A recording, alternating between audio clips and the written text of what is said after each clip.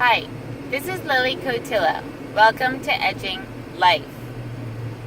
A quick relational tip that can dramatically make your connection better in a matter of hours or days. While it's not necessarily easy to do, it's very simple. And it uses the fractal concept of how our circulatory system works. Our veins, which return the deoxygenated blood back to the lungs such that they can get oxygenated again, they have valves built in to those veins. I would use both hands, but I'm holding the phone, so I can't. But so imagine the shape of a V, but without it attaching in the middle. So on the sides of the vein internal walls are these catches that help prevent the deoxygenated blood from pulling down with gravity.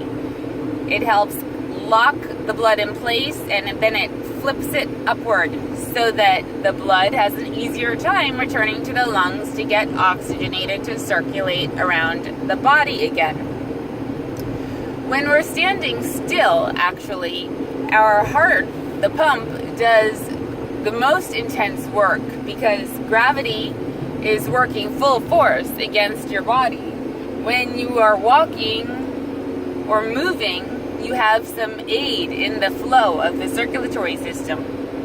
So in any case, with respect to relationships, it is a killer to keep going back a week later, 5 years later, 10 years later, 30 years later, to the same issue, story, event, problem, clause, whatever your familiar routine of go-to is when a certain emotion gets activated or when something in the current feels familiar somatically and then it triggers that memory from however long ago, along with 10 other memories along that same strand, because, the internal milieu feels a certain way, the emotions feel a certain way. So the recall of those events, of those relational interactions and the problems are just boom, boom, boom, boom, boom, boom, boom, right? Like bear. So you bring those into the current equation of the time of the now with your partner and reference them 20, 30 years later, it is not helping your relationship. It is going to give it a heart attack.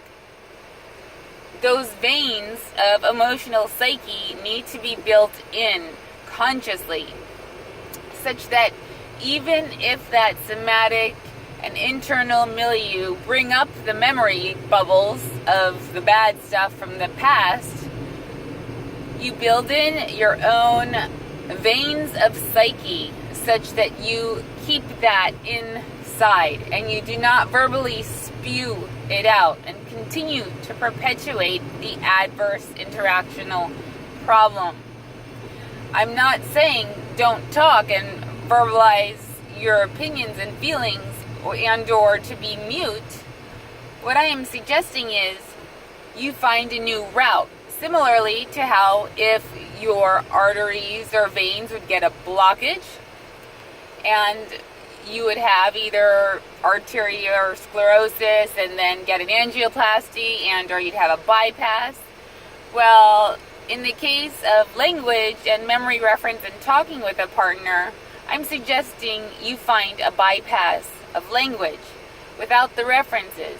Find a new way of talking that is productive, that aids the circulatory flow of love, of emotion, of movement forward in the relationship and into solution of the future rather than of memory build and cortisol release and anger and toxicity of the past.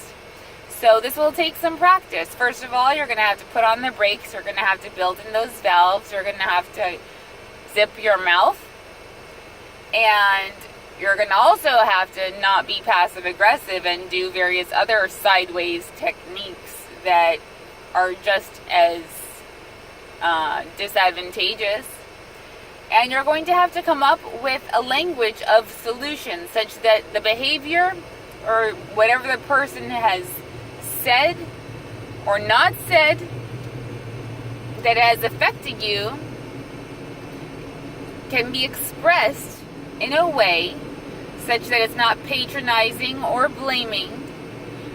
Rather, it's conveyed in a way that's of teaching the person about you and what you would like in the future. For example, if somebody uses your car and doesn't fill it up with gas, and let's say this was in the dating stages of your relationship, right? Here I am at the gas station, and the person, I don't know, doesn't know or doesn't think, or it wasn't in his family's upbringing to do such a thing. You can continue to reference that. 5 years ago, you don't care about me, you never filled up my gas tank, and then I got left stranded on the side of the road. That's not productive. So, an alternative thing to say 5 years later when he asks to borrow your car again, sure babe, do you mind just filling it up with gas when you're done so that when I'm rushing to work in the morning, or hopefully you're not rushing, but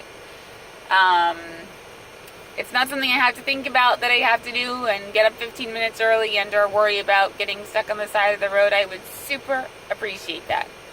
Frame it in a positive way of putting out a request. No need to reference the past of what happened 5 years ago. I'm sure he will remember it all on his own, and if he doesn't, even better.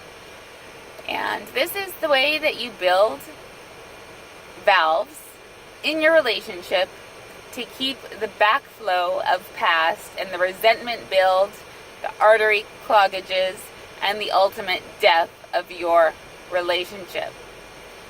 So think about the ways in which you talk to get across the message of what you want rather than blame, and of solution into moving into the future. And as for that internal energy build and that memory capsule that enters into your body, breathe through it, redirect your mind into different neurological routes, balance it with a positive memory that you may have had shared with that individual, such that the tipping point isn't always being fed in one direction. You can internally balance your emotion and your love and your positive bank consciously, equally to the extent to which you feed the negative bank.